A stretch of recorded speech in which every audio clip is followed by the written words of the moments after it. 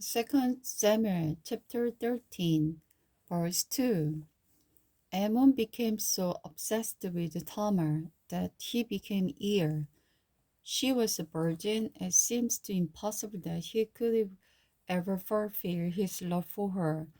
Now Ammon had a very crafty friend, his cousin Jonadab.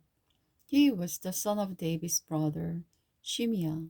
One day Jonadab said to Ammon, "What's the trouble? Why should the son of the king look so dejected morning after morning?"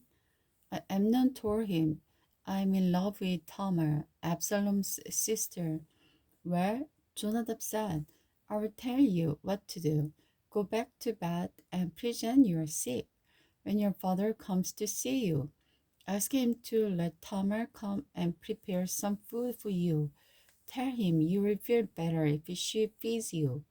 So Ammon pretended to be sick, and when the king came to see him, Amnon asked him, "Please let Tamar come to take care of me and cook something for me to eat." So David agreed and sent Tamar to Amnon's house to prepare some food for him. When Tamar arrived in Amnon's house, she went to the room where he was lying down so he could watch her mix some dough. When she baked some special bread for him, but when she set the serving tray before him, he refused to eat. "Everyone get out of here," Amnon told him. Servants, so they all left. Then he said to Tamar, "Now bring the food into my bedroom and feed it to me here." So Tamar took it to him. But as she was feeding him, he grabbed her and demanded, "Come to bed with me, my darling sister." "No, my brother," she cried. "Don't be foolish. Don't do this to me. You know what a serious crime it is to do such a thing in Israel. Where could I go in my shame? And you would be called one of the greatest four in the Israel. Please just speak to the king about it, and he will let you marry me." But Amnon wouldn't listen to her, and since he was stronger than she was, he rapped her. Then suddenly Amnon's love turned to hate. He hated her even more than he had loved her. "Get out of here!" he snarled at her. "No, no," Tamar cried, "to reject me now is a greater wrong than what you have already done to me." Amnon wouldn't listen to her. He shouted for his servant and demanded, "Throw this woman out," and locked the door behind her.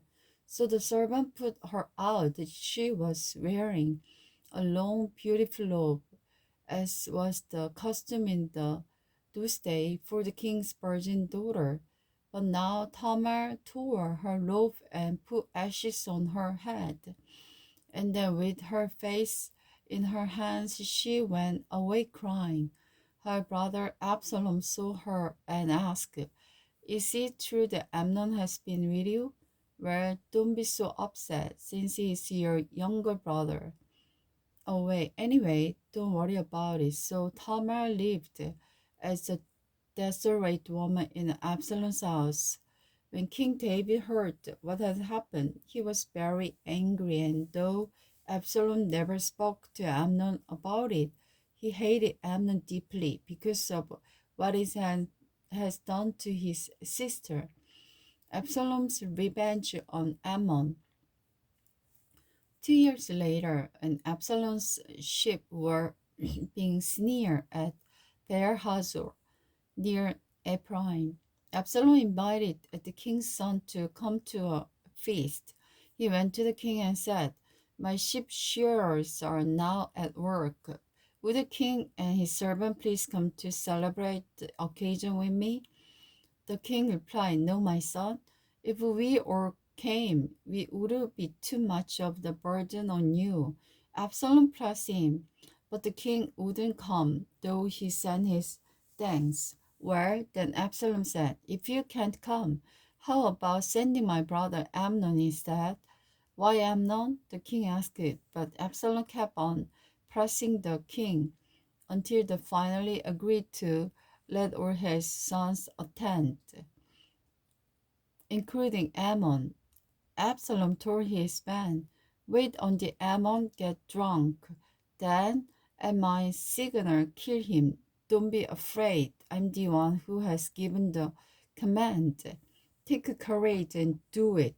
So at Absalom's signal, they murdered Amnon.